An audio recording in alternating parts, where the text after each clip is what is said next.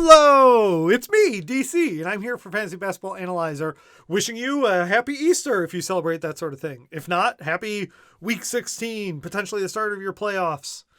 We're here to talk waiver wire for Week 16 of the NBA season. We previewed the schedule for Week 16 yesterday. I can link right here, but I have to issue a correction. And thank you to Ricky Nurse for pointing this out to me.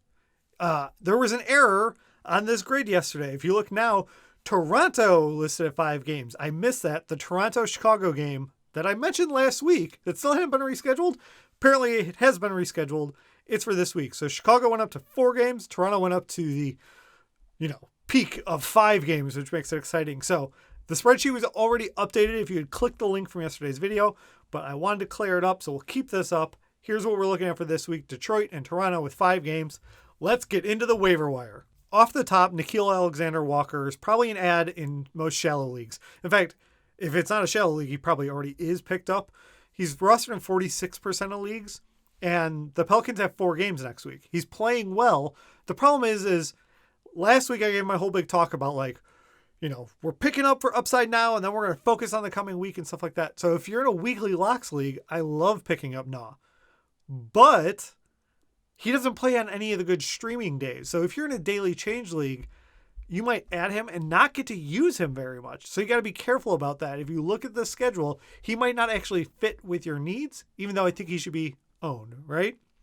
So he should be added in most leagues. Like there's a team in every league that I think could add Nickeil Alexander-Walker and benefit, but that doesn't mean your team can always add Nickeil Alexander-Walker and benefit. Does that make sense?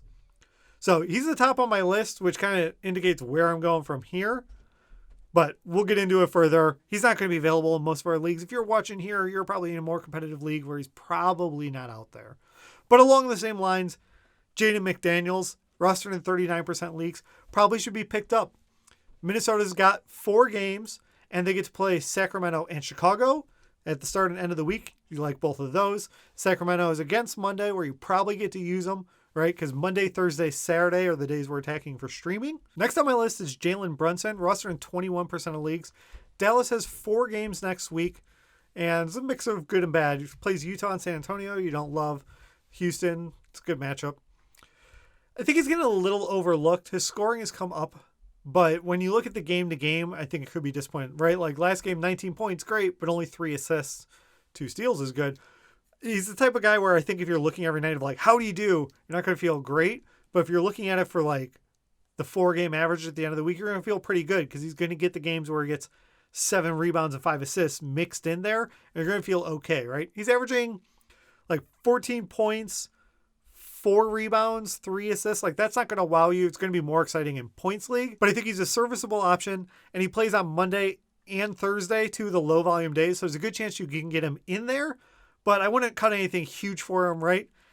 He will help some teams, but this isn't drop a real guy for him territory. After those guys, I've really started to focus in on 3 main teams, right? Toronto plays 5 games, Detroit plays 5 games, and then OKC. Because OKC's in that mix of teams like Orlando and Houston where the rotation's weird and there's a lot of guys that aren't rostered, so you can pick people up and play them. So let's start with the team I didn't really talk about yesterday, which is Toronto. They play 5 games. You definitely want to use them. Even the game that I didn't have on the schedule yesterday is against Chicago, which is a good matchup. But there's not a lot to pick up there, right? If I'm in a shallow league, this guy's over the 50% mark, but Gary Trent Jr. could be worth a pickup. He's rostered in 56% right now. You can pick him up. You can play him for 5 games. He just had a good game.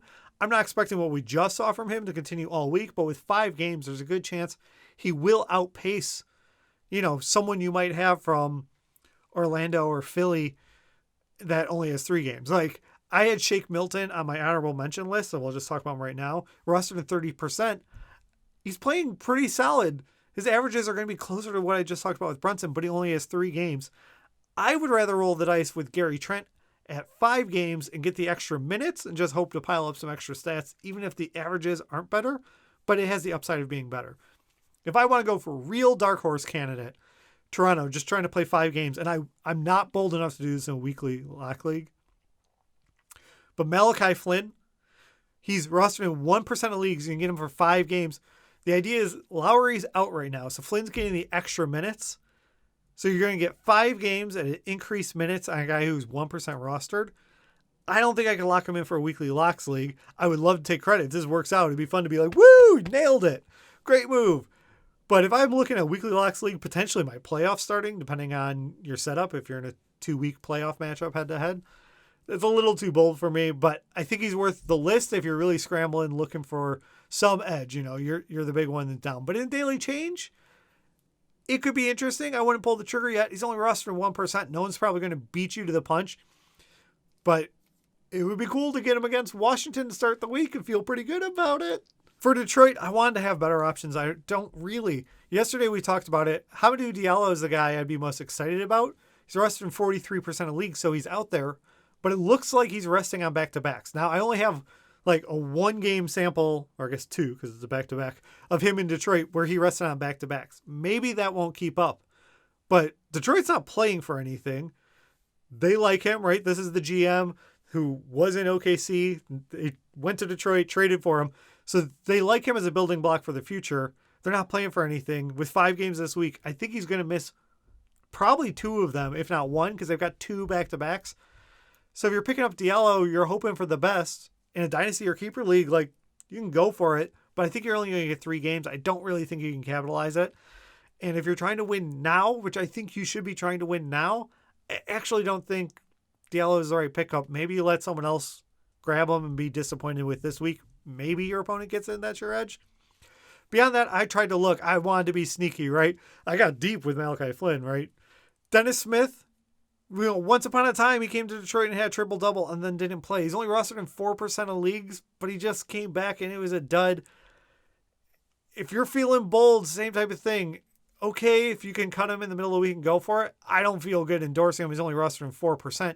I'd rather Saddiq Bey at 6%. You're getting 5 games. I have a feeling that in most situations, these guys I'm talking about aren't really going to help you. You probably have a better option on your team.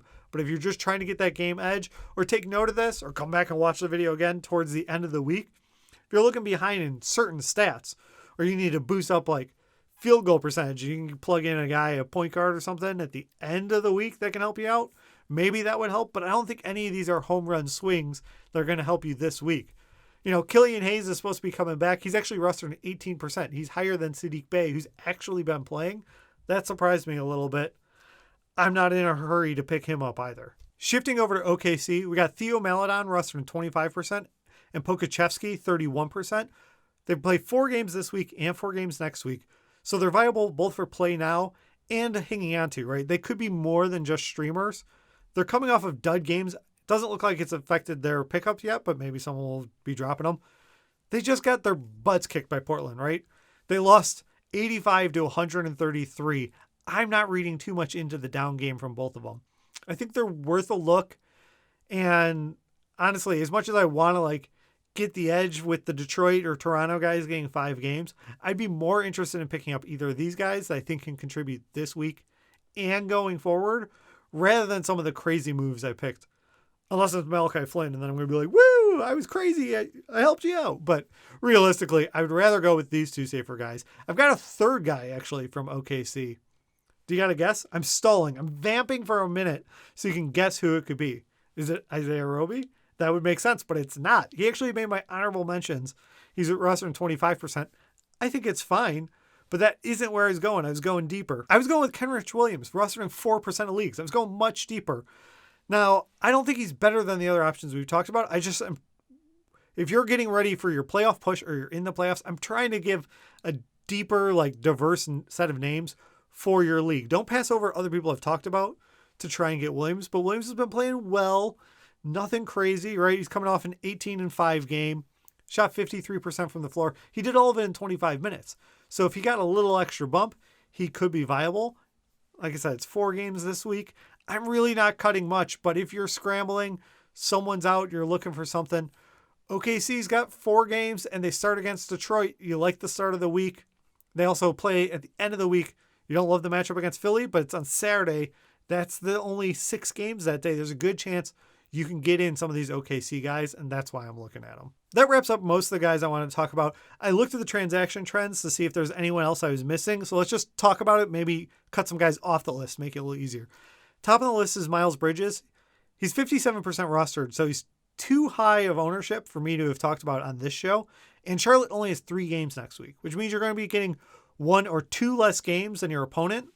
If you're picking up someone just to stream them right now, I think it's a good pickup. I think it's worth having. But my thought is, if you're in a league where Miles Bridges is out there right now, which means you're in the 40%, however shallow your league is, what you're cutting is probably someone who's really good with 4 games. And so I want to do it in that situation. Next up, James Johnson, rostered in 6% of leagues. I'm not interested. Just let it go. He had a couple good games. The Pelicans weren't playing everyone. He got some extra minutes. I don't believe in it. I can't endorse pick him up and play him because I got 4 games. I think calm down. Shake Milton, we already talked about. He's rostered in 30%. I think it's fine, but I don't think he's blowing anyone's socks off right now. He's only got 3 games next week, so I'm not rushing out to do it right now.